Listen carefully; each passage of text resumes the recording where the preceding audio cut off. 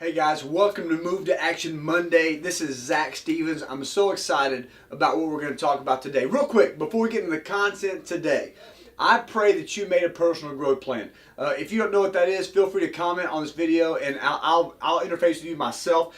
But a personal growth plan is something where you wrote down goals, where you want to get better spiritually, personally, physically, relationally, whatever. I want to encourage you to do that. One of the biggest tools for growth in my life. But if you did that for 2018, I want to ask you to, at the end of January, this is the last Monday in January, for you to review that, for you to look and see how you're doing. Go over it with a friend. If you didn't make a personal growth plan, the enemy has this deal where he plays just mind games on us and makes us not want to start. We still have 11 months left in this year. It can still be the best year you've ever had. So make a personal growth plan, share it with a friend, have some accountability, and fight for the best year you have ever had. I believe it can be that. That's the reason I'm making these videos, because we want to move to action together. We may not be able to achieve our wildest dreams today, but we have everything we need to move to action.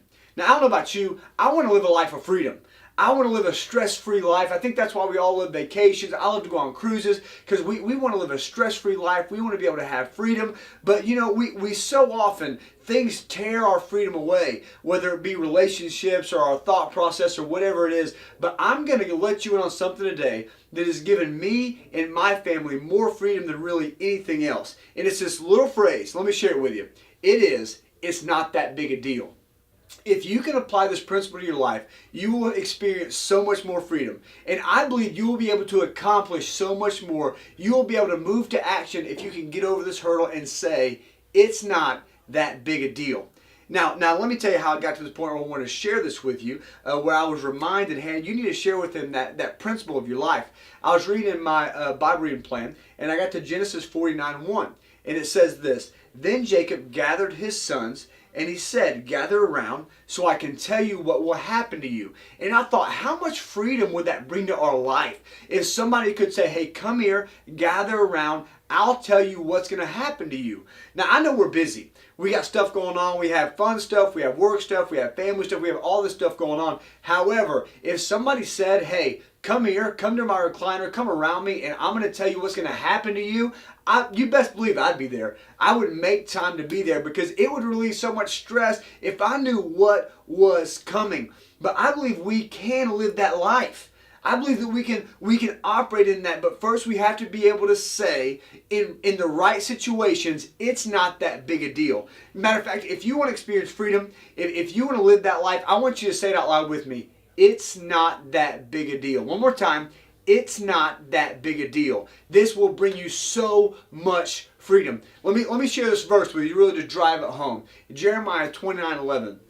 Jeremiah 29:11. It's one of my favorite passages in the Bible. It says this: For I know the plans I have for you, declares the Lord. Plans to prosper you and not to harm you. Plans for a hope and for a future. There is so much power in this. There's so much potential in this. It's a great verse to memorize. But just let me tell you a couple things out of it that let us know and believe it's not that big a deal. Number one, God has a plan for you. It says that right in the passage. God has a plan for you. He knows the plans He has for you. If God has a plan for you, that means that God has thought about you. God of the universe has thought about you. That is massive. You know what that means?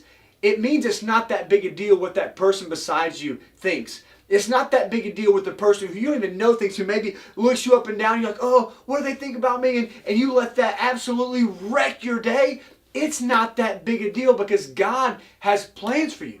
He has planned out your life. He has plans and He wants to use you in a massive way. God has plans for you. That means what people think, it's not that big a deal. Something else we see in this passage. Plans to prosper you.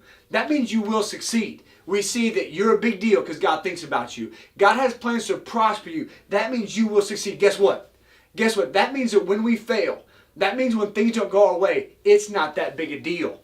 I've sinned today, but I'm a rapid repenter because God has plans to prosper me. God thinks about me and I will succeed because God says so. That means that whenever things don't go my way, when I don't like how things are working out, when I'm unsure, it's not that big a deal. So that means that God has plans for you, that he says you will prosper, and that he also says, just to reiterate, he says plans for a hope and for a future. That means your future is set.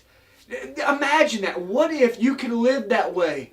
Your future is set. Your relationships are set. Your success is set. That means when you don't know what's happening and that anxiety starts to press in on you and you start to get that tight feeling in your chest, it's not that big a deal.